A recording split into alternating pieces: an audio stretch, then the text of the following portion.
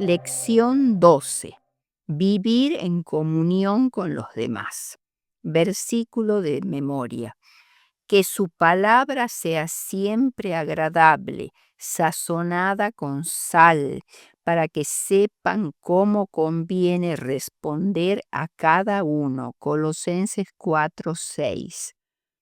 En la introducción veremos que Colosenses 3:18 a Colosenses 4:1, que es el texto que estudiaremos en esta lección, contiene una serie de normas de convivencia para el hogar. ¿Cómo deben comportarse los cónyuges, los hijos, los padres, los siervos y los amos a la luz del Evangelio? La conducta cristiana, que significa el estilo de vida de un seguidor de Dios, es nuestra respuesta agradecida a la magnífica salvación de Dios por medio de Cristo. Los cristianos deben adoptar un estilo de vida diferente, no con el fin de ser diferentes, sino porque Dios nos ha llamado a vivir según principios. El estilo de vida al cual nos ha llamado nos permite alcanzar el máximo potencial como creación suya, haciéndonos eficientes en el servicio del Señor. De esta manera podemos llegar a ser la sal y la luz del mundo. Cristo es nuestro ejemplo. Él vivió tan enteramente en el mundo que sus contemporáneos lo acusaban de ser un hombre comilón y bebedor de vino. Mateo 11:19. A pesar de que no lo era, nadie pudo hallarlo culpable de pecado. Juan 8:46. Debemos evitar los extremismos en este tema. Uno de esos extremismos sería creer que la conducta es un medio de salvación. El extremo opuesto consiste en creer que, por cuanto las obras no salvan, carecen de importancia. Cuando cada miembro sigue sus propios impulsos, la Iglesia deja de ser el cuerpo de Cristo, dentro del cual se manifiestan el amor y el cuidado mutuos, y se convierte en una colección de átomos individuales, siguiendo cada uno su propio camino, sin sentir una responsabilidad por sus semejantes. Colosenses 4:6 dice: sea vuestra palabra siempre con gracia, sazonada con sal, para que sepáis cómo debéis responder a cada uno. La forma cristiana de vivir y las palabras del cristiano corren paralelos. Esto es especialmente verdadero en sus relaciones con los de afuera. Colosenses 4:5 dice: andad sabiamente para con los de afuera, redimiendo el tiempo. No solo las palabras, sino la manera como se las pronuncia y aún el tono de la voz hacen una impresión para bien o para mal en aquellos con quienes se trata. Deben estar llenas de gracia, que podría significar bondad, amabilidad, y sazonada con sal, es decir, atrayente, estimulante, agradable al oído. Vamos ahora a pasar al punto de la conducta entre los cónyuges. Colosenses 3:18 y 19. Casadas, estad sujetas a vuestros maridos como conviene en el Señor. Maridos, amad a vuestras mujeres y no seáis ásperos con ellas. El hogar es el ambiente primario para la restauración de la imagen de Dios en los seres humanos. En él se establece la identidad y se desarrollan los sentimientos de valía personal.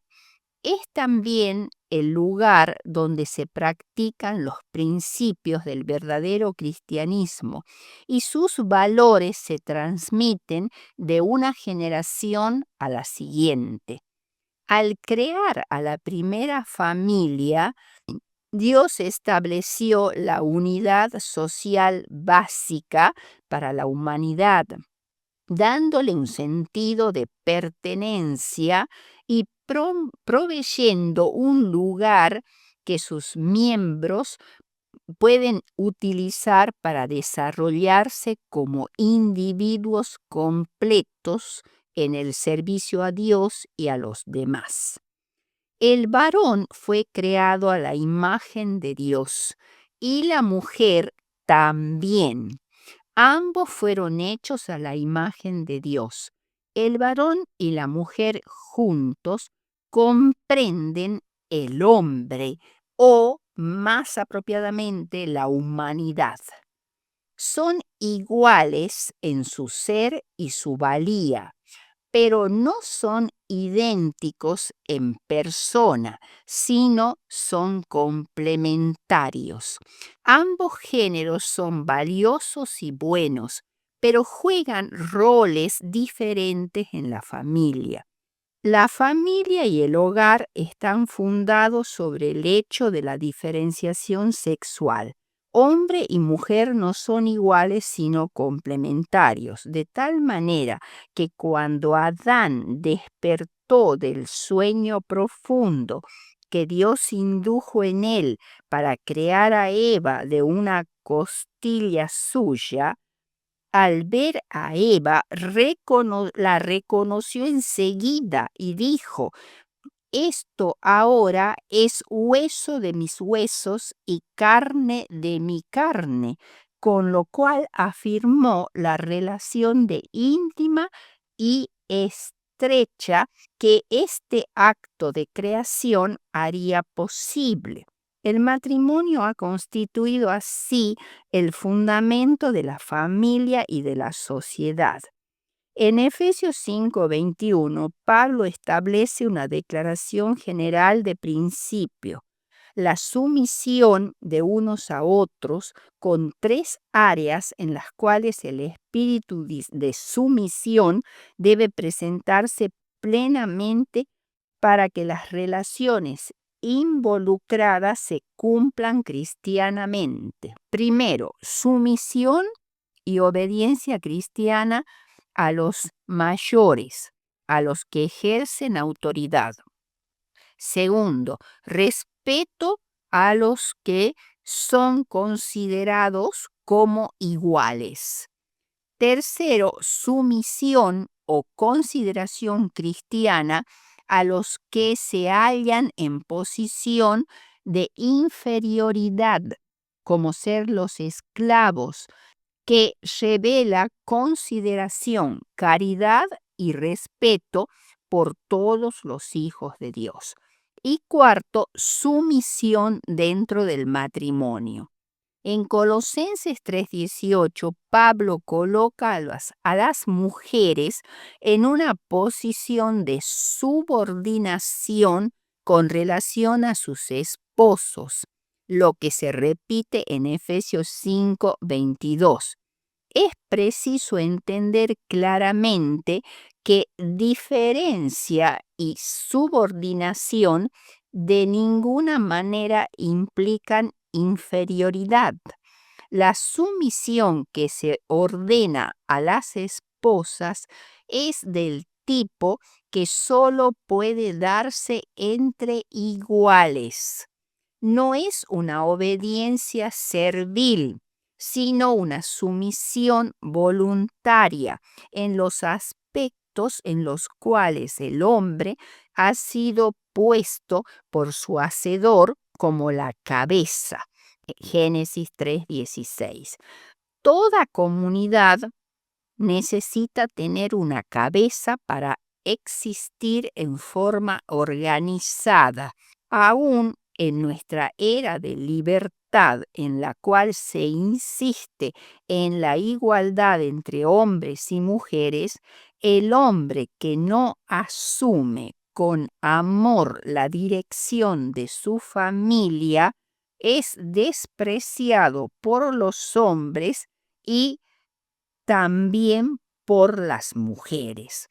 Esta sumisión debe ser como al Señor.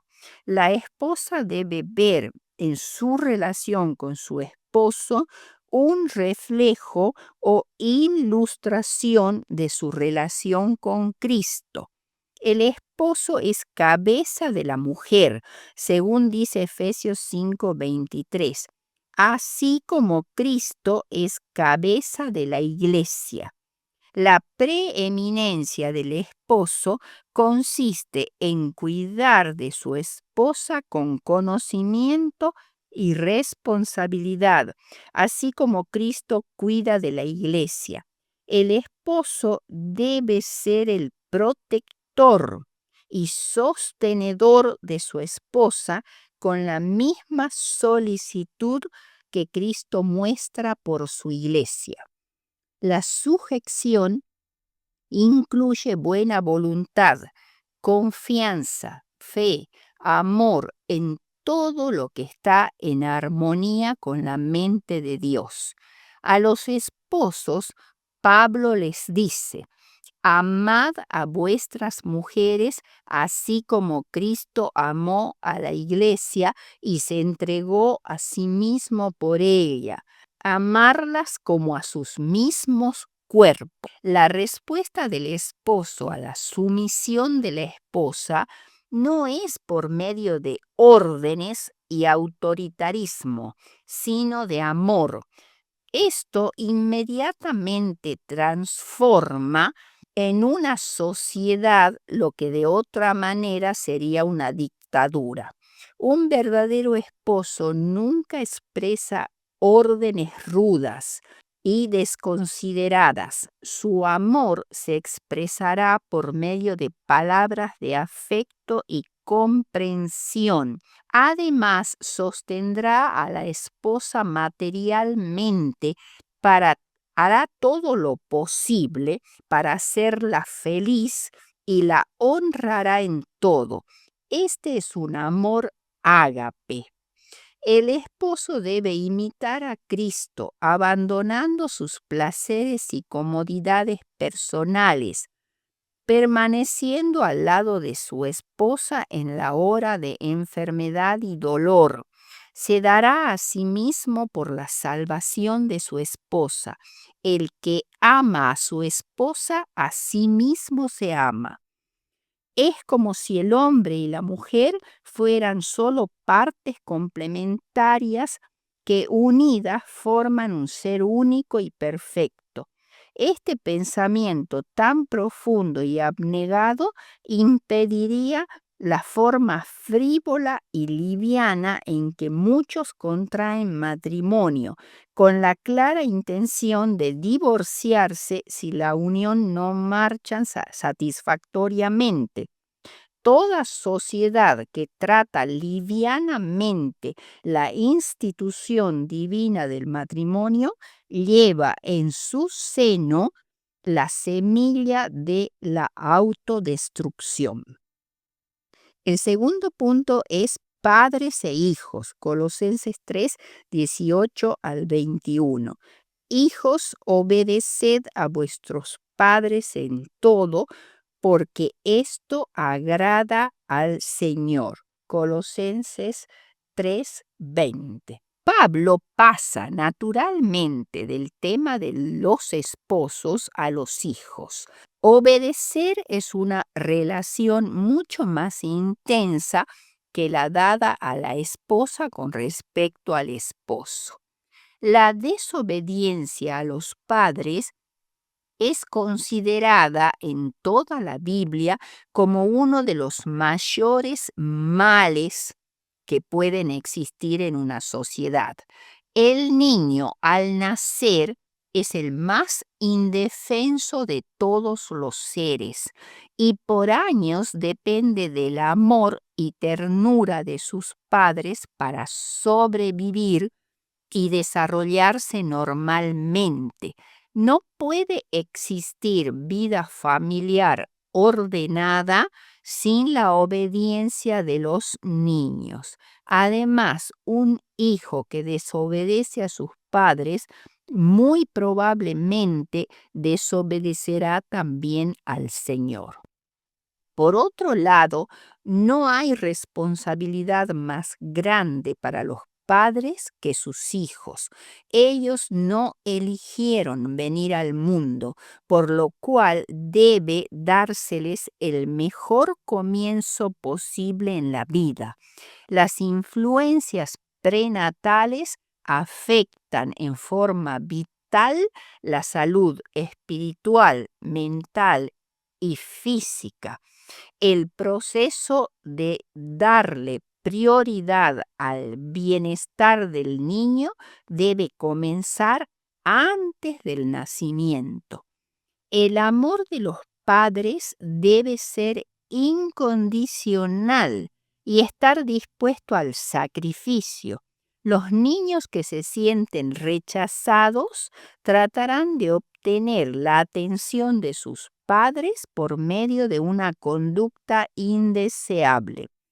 La dedicación del niño al Señor, la constancia en la enseñanza espiritual, el culto familiar influyen en la formación del niño.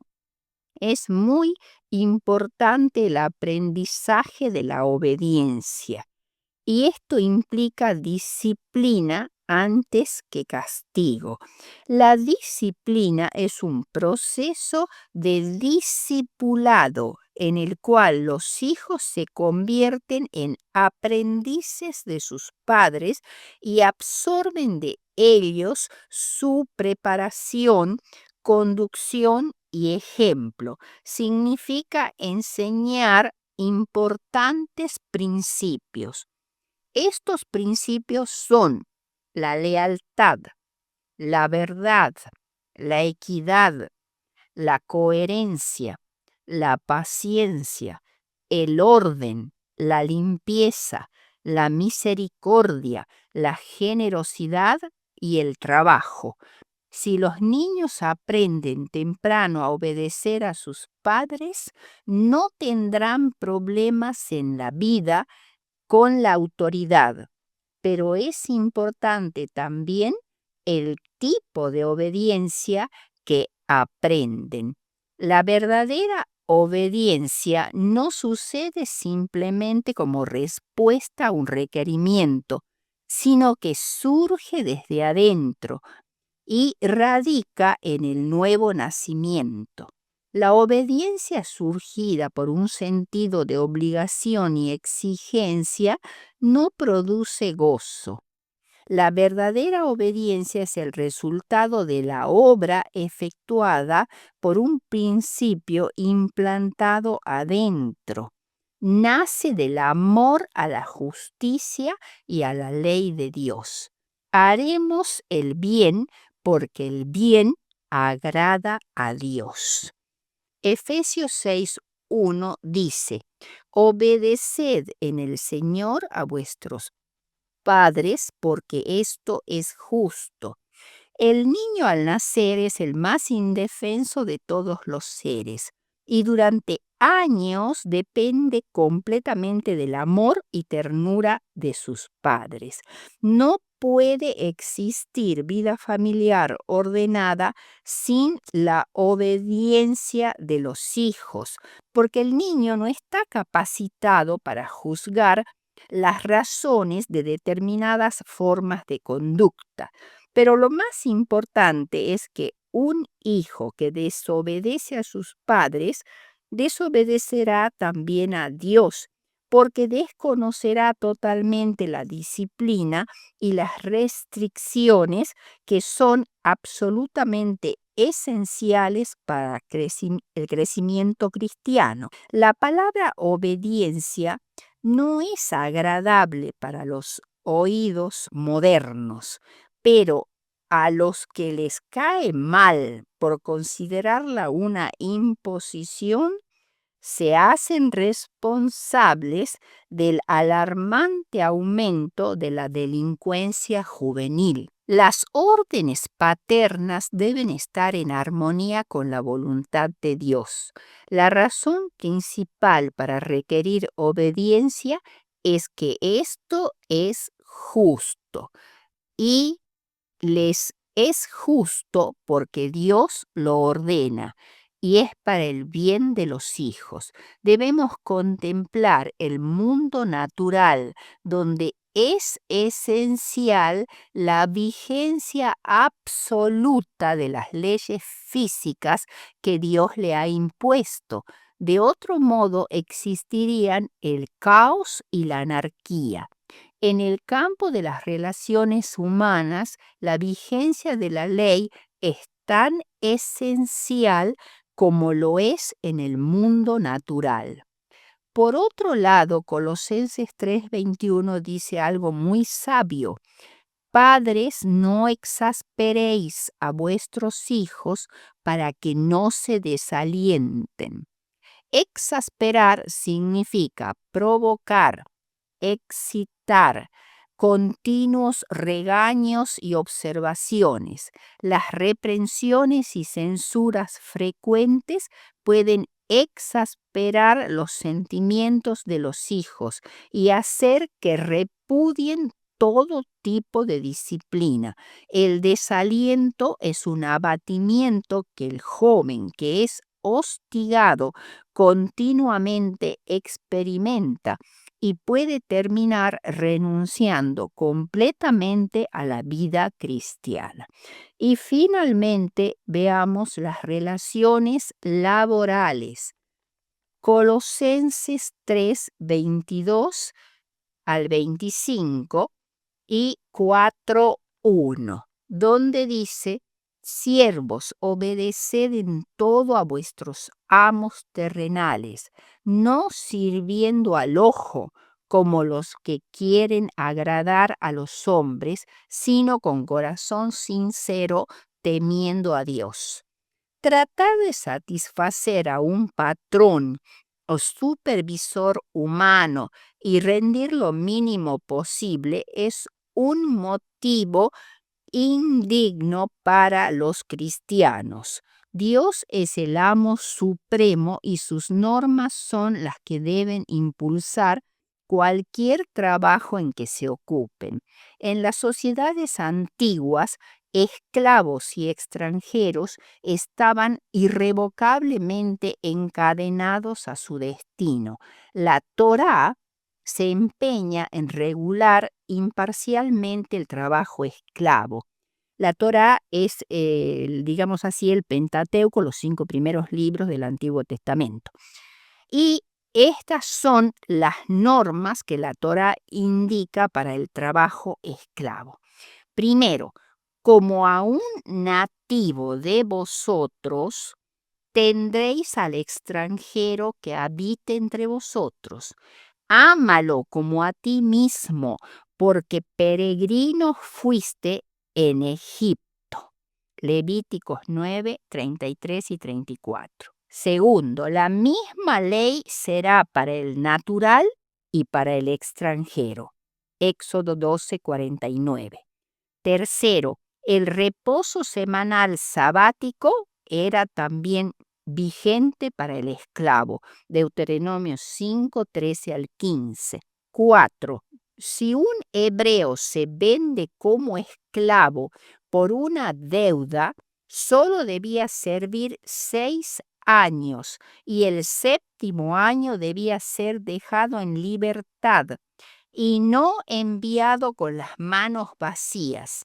Cárgalo de regalos de tu ganado, de tu era y de tu lagar. Esto lo dice Deuteronomios 15, 12 al 16. Y quinto, también protege al esclavo fugado por las represalias de su dueño. Deuteronomio 23, 16 y 17. Se prohíbe penalizar y se penaliza toda violencia física contra el esclavo. Éxodo 21, 2, 26 y 27. No dejan de ser considerablemente más humanas estas leyes hebreas que las que regían en el mundo gentil con respecto a los esclavos. Finalmente, podemos decir, perseverar en la oración, vivir sabiamente y hablar de manera agradable. Colosenses 4, 2 al 6. Pablo está preocupado por la demostración que la comunidad cristiana da de su bondad y de su influencia en la sociedad.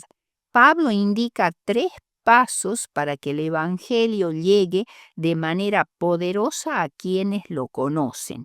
Primero, perseverar en la oración. La oración es la mejor manera de empezar para alcanzar a las personas para Cristo. Colosenses 4, 2 al 4. Segundo, comportarse sabiamente. Colosenses 4, 5. Una manera sabia de tratar con los demás, aprovechando al máximo el tiempo oportuno. Tercero, hablar con gracia. Probablemente se refiere a cualidades como la cortesía, la dulzura, la amabilidad. Nuestras iglesias, como extensión de nuestros hogares, deben ser lugares donde sea posible encontrar amor, consuelo, respeto y un profundo sentido de pertenencia.